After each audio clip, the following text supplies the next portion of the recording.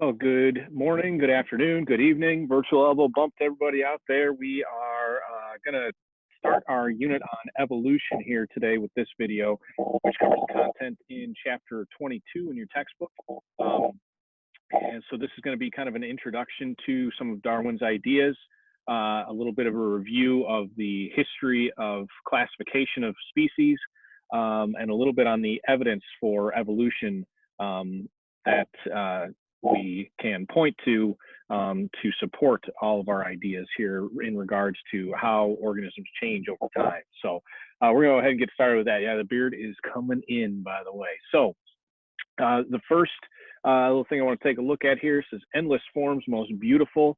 That is how Darwin described life on Earth as he closed his book on the origin of species. He also described evolution as descent with modification.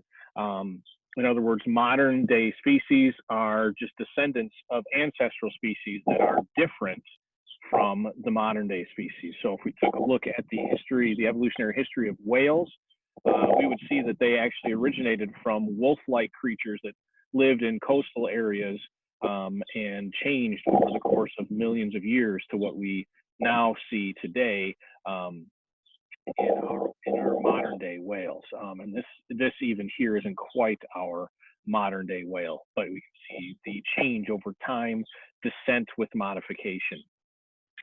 So modern species were just descendants of ancestral species that were different, such as whales. I'll leave that up for just a second, or you can pause the video to fill in your notes. So initially, and let me move my head out of the way here. Initially, it was believed that species were unchanging and that the Earth was very, very young, 6,000 years old, maybe 10,000 years old.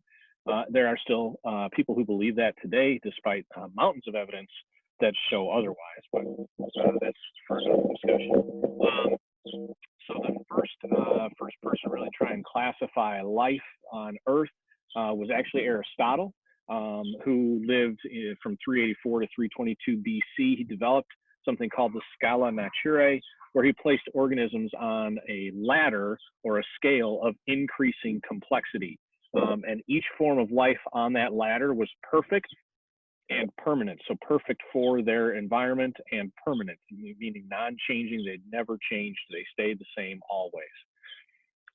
And his system existed for quite a long time until the 1700s, when Carolus Linnaeus came along and developed his system of hierarchical classification. So he did not use a ladder-like scale.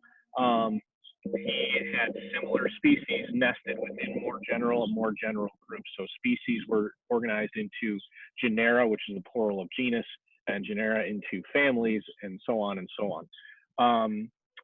But he also claimed that those resemblances that similar species had were due to the pattern of their creation and not because they were related in any type of way.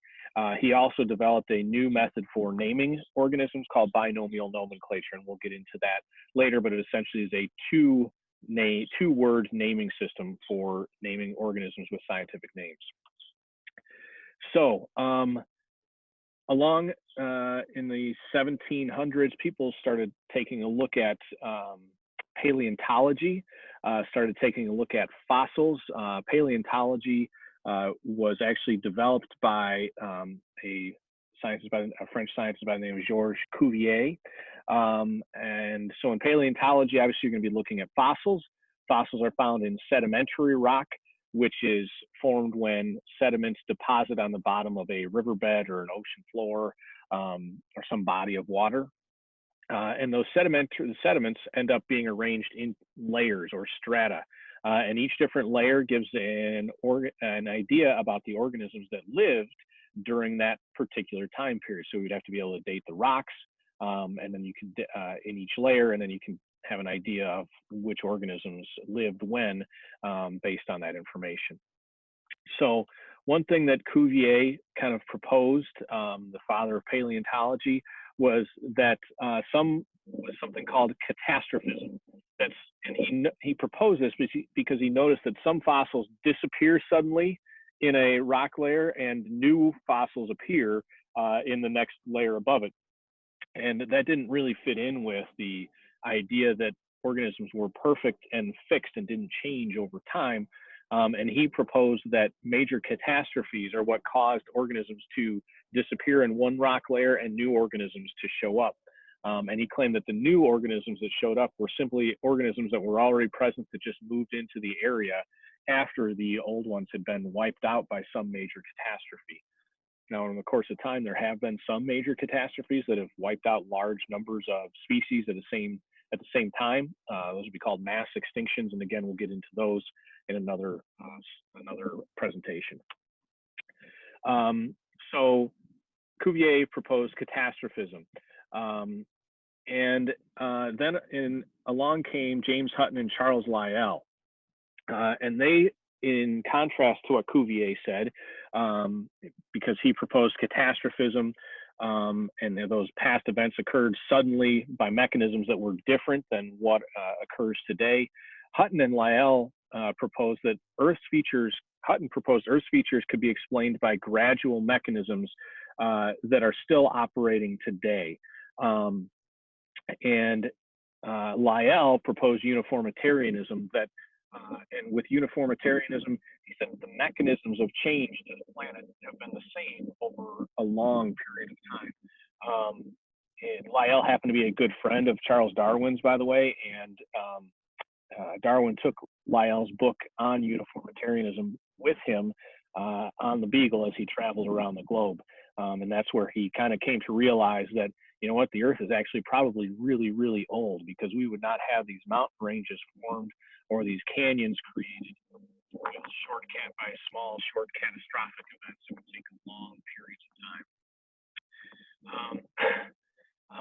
So then we have another guy who proposed, tried proposing a method for how organisms change over time, right? Because Cuvier and Hutton and Lyell were more concerned with how the planet has changed over time. And then also in the 1700s, actually this was in the 1800s, Jean-Baptiste Lamarck proposed that organisms might change over time, which was a radical idea in the early 1800s. But he proposed that organisms passed on their acquired traits that they gained during their lifetime to their offspring. For example, he proposed that giraffes got long necks by reaching for leaves at the tops of trees. That caused their necks to grow, and then they passed those long necks down to the next generation. That Lamarckian way of thinking is incorrect. We know the only types of traits that can be passed down are heritable traits, ones that are genetic in nature, not ones that you are going to acquire during your lifetime. That'd be like saying some bodybuilder like Arnold Schwarzenegger is going to have a kid who's born with massive muscles, right? That's just not how things work. That's kind of a crazy image in my head too, of like this super muscle bound baby. It's not going to happen. But Lamarck's idea is referred to as the theory of use and disuse, that structures that get used a lot will get bigger and be passed down that way to the next generation, or structures that don't get used will not be passed down to the next generation. But that's not how it goes. But the important thing about Lamarck is he was the first guy to actually try to propose a mechanism for how organisms might have changed over time, right? And then we now know that Darwin probably came up with, or we know that Darwin came up with the correct method for how organisms change over time. We watched the HHMI video about Darwin's research and the voyage of the Beagle around the globe. We know clearly that the Galapagos Islands were a hugely important stopping point for him, one place where he made a lot of his realizations about adaptations and differences between organisms in different environments. Darwin, we talked about this on Darwin Day, initially wanted to get into medicine, but he could not take the just the gore and the lack of the surgery done without anesthesia. Then he wanted to get into theology, but he found that exceedingly boring, and so he ended up becoming a naturalist on the Beagle. And so in addition to some study, the finches that he studied when he was in the Galapagos and the tortoises, he also noticed in Chile, when he was there, the plants in the temperate areas of South America more closely resembled plants in the tropics of South America than they did in temperate regions of Europe.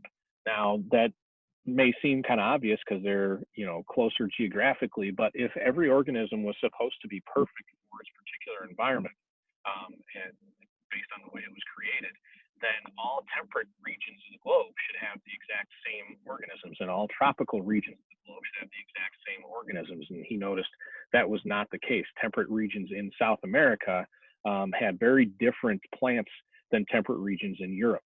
In fact, the plants in the temperate regions of South America were more closely related, it seemed, to the plants in the tropical regions. So just something that he happened to notice. He did focus on adaptations. One major adaptation that he noticed was the beaks of the different finches on the different islands of the Galapagos seemed to be well adapted to the whatever the food source was on that particular island. So he was taking a look at these adaptations, these characteristics of organisms that enhance their survival and ability to reproduce in specific environments. And as a result of studying these adaptations, he developed his concept of natural selection. So he finally published his work on natural selection in 1858. In the first edition, he actually never used the word evolution. He described it as simply descent with modification. But he viewed the history of life as a tree with branches, right, where these are all the descendants of a common ancestor here on each of these branches, at the ends of these branches. And this is a very famous journal entry that he had as he was developing his ideas on natural selection. He said, "I think." So, and then he drew this branching tree of life right here. Natural selection is the main mechanism that drives evolution. It is not the only one, like we learned about. We also have genetic drift, and is one other major factor, right, that can drive evolution. And one of the places that Darwin came up with the idea that nature could select for specific traits was he noticed that humans had been selecting for specific traits for many, many years. For example, the mustard plant, the wild mustard plant. Humans bred the wild mustard plant to accentuate different parts of the plant, and have selectively bred broccoli, cauliflower, cabbage, Brussels sprouts, kale, and kohlrabi. They are all descendants of the wild mustard plant, and humans, by simply selecting certain wild mustard plants that had specific characteristics like broad leaves or shortened nodes between branches, were able to develop all these different vegetables, none of which I particularly enjoy, from the wild mustard plant. Another example that you're probably familiar with is that dogs are descendants of wolves, and all the different breeds of dogs came from humans breeding different dogs with different characteristics over the course of time to accentuate those. And then the Hereford cattle versus the English Longhorn cattle. These are cattle in England. They have a common ancestor, but clearly the ones that were selected to breed the English Longhorn are ones that had slightly longer horns than others perhaps in the population. And humans selected all the organisms that were bred together to accentuate all these different features. And Darwin's idea was, well, if humans can do this, and this artificial selection is what he called it, then why couldn't nature over the course of millions of years be doing the same thing, right? And so Darwin made 4 key observations, and from those drew 2 important inferences. First, he observed that members of a population vary greatly, right? There's a large difference between members of a particular population. Just think about the students in our classroom. There's a huge variation in students in our classroom, right? He also noted that traits are inherited from parents and passed down to their offspring.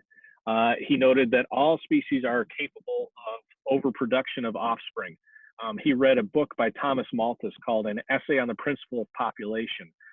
And Thomas Malthus was actually an economist, and he contended that disease, war, and famine resulted from the human population's potential to increase faster than our food supplies and other resources do. Because of the overproduction of offspring, many offspring do not survive. And so his inferences were the individuals whose inherited traits give them a higher probability of surviving and reproducing tend to leave more offspring. They have a higher fitness. And the unequal abilities to survive and reproduce leads to the accumulation of favorable traits over generations, right? So differential reproductive success leads to the accumulation of favorable traits over many generations. So the individuals who have the advantageous traits that allow them to survive, their traits tend to get passed down more to the next generation. And so the next generation more resembles those individuals who had a higher fitness. There's a lot of evidence then that supports this concept, the theory of evolution. First of all, we can directly observe evolutionary change, not that kind of evolution. But for example, in guppy populations, it's been observed that we've actually directly observed evolution in guppy populations in experiments that have been done. The thing about guppies, brightly colored male guppies tend to attract females to mate more often, but they also attract certain predators. And so John Endler, a biologist, transferred brightly colored males to pools of water that had predators called pike cichlids that tend to prey on brightly colored adult males. And over the course of time, what happened within the pools with the pike cichlids was that the males, the transplanted male guppies over the course of many generations became more drab in color, more dull in color. Why is that? Well, it's because the pike cichlids were eating the brightly colored adult males, so they were not reproducing as often and passing down their genes as often, whereas they were not eating it quite as often the dull colored adult males who then survived better and reproduced more often. So over the course of many generations, the populations became more drab. So then after several generations and seeing that change, he then took those some of those male guppies and transplanted them into a pool that had a predator called a killifish that preys mainly on juvenile guppies that haven't quite yet expressed their color genes. They're very dull in color. So guess what happened, right? Over the course of many generations, the guppies became much more colorful in that pool with the killifish because they were all the dull colored ones, drab colored ones were being eaten by the killifish and the brightly colored ones were not. So there was an example where we saw evolution in action. It was directly observed. So anybody who says you can't observe evolution is not, yeah, you can't really observe it in the human population because our lifespans are very, very short, but we can observe it in organisms that have short lifespans like fish, like an extreme example, like bacteria, right, where we've seen antibiotic resistance develop really, really quickly. And Drosophila melanogaster, right? Richard Lenski, we talked about his experiment at Michigan State in our chapter 23 population genetics. I'm not going to go into that again here. The section on the evolution of drug-resistant bacteria, you can read that on your own. We've done activities related to this earlier in the year. We did the case study of methicillin-resistant Staph aureus MRSA, for example. So you can go ahead and read that section on your own. The fossil record also provides a lot of evidence for evolution. We've seen where Neil Shubin discovered Tiktaalik, which was the missing link between aquatic organisms and terrestrial organisms, where we saw some semblance of kind of a forelimb that would eventually develop into a limb that allowed organisms to walk on land. So the fossil record has shown us how organisms have changed over time. And if you just think about taking a walk through the zoo, all the different types of organisms you might come across as you walk through the zoo is kind of a history of life on Earth, where we go from organisms, aquatic organisms with no limbs, to four-limbed organisms, right? Everything with heads and limbs, to everything with heads, limbs, hair, and breasts. So we see the mammals, and then we see the humans with walking on two legs, kind of a trip through the fossil record. And this diagram here comes right from Neil Shubin's book, Your Inner Fish, which I think some of you might have read for our extra credit project, and I highly recommend you read it. Okay, another piece of evidence that we can see for evolution are what are called homologous structures, homology.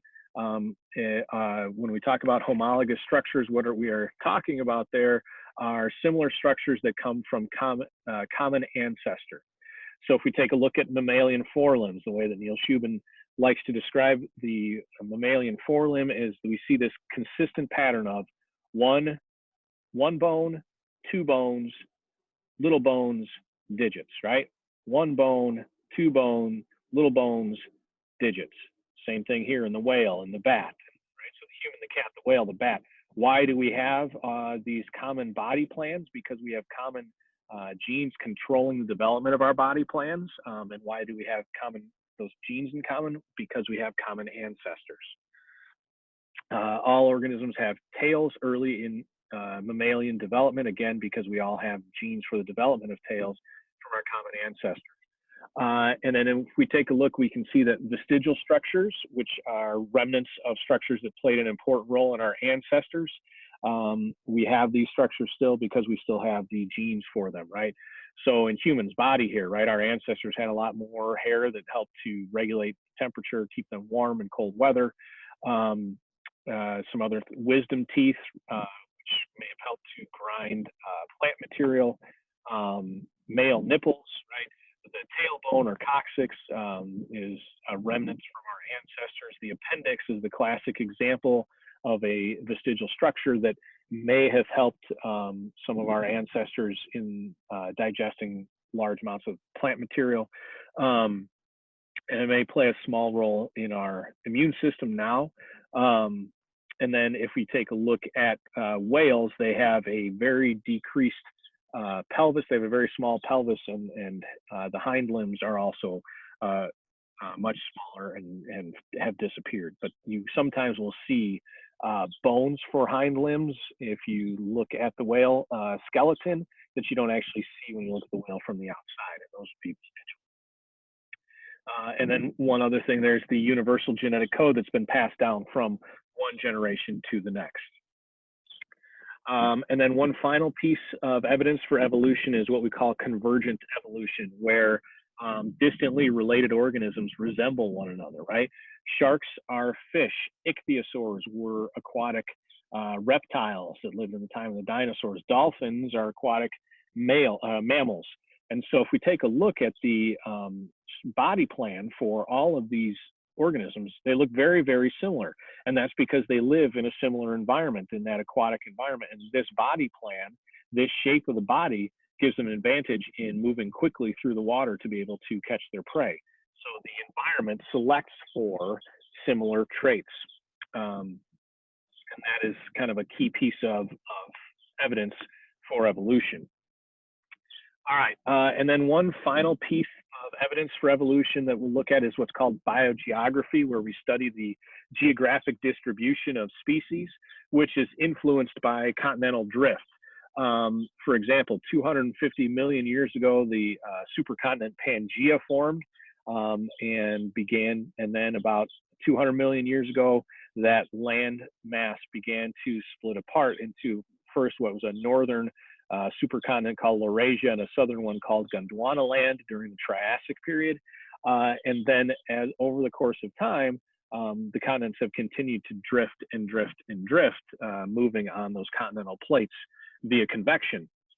But our knowledge of continental drift helps us predict where we could find fossils. For example, the present day horse evolved 5 million years ago in North America, and 5 million years ago, there was no, and this was 65 million years ago, but even still 5 million years ago, there was no land bridge between North America and South America. So we should be able to predict where we would find the oldest horse fossils. They should be in North America. And in fact, it turns out that is where we find the oldest fossils.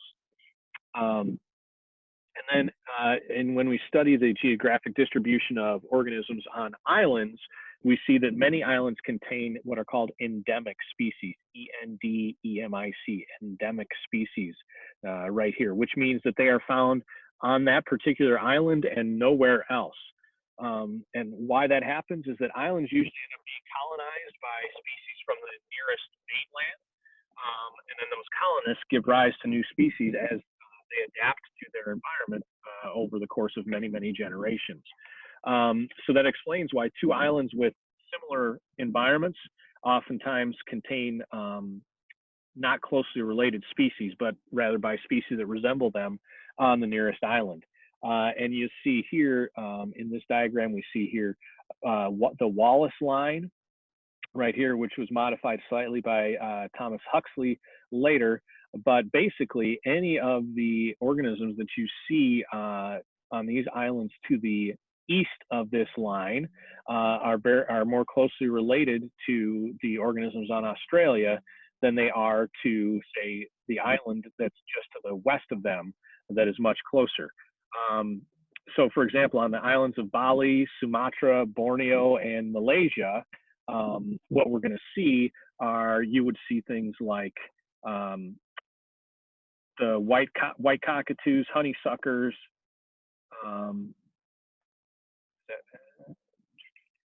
Oh no, sorry. On those islands, you would see weavers and woodpeckers and thrushes and starlings. And then 20 miles from Bali, on the island of Lombok, right here, instead of seeing weavers and woodpeckers and thrushes and starlings, you see cockatoos and honeysuckers and other birds that are not found on Bali. And the reason for that is that Bali used to be connected to these Western islands and connected to the Asian continent, whereas Lombok and all these other islands used to be connected with Australia. So you're also going to see marsupial mammals on these islands east of the Wallace line, and you're going to see, you will not see marsupials to the west of that Wallace line. So that is the end of the presentation. Stay safe, stay healthy. Hopefully we get to see each other sometime soon.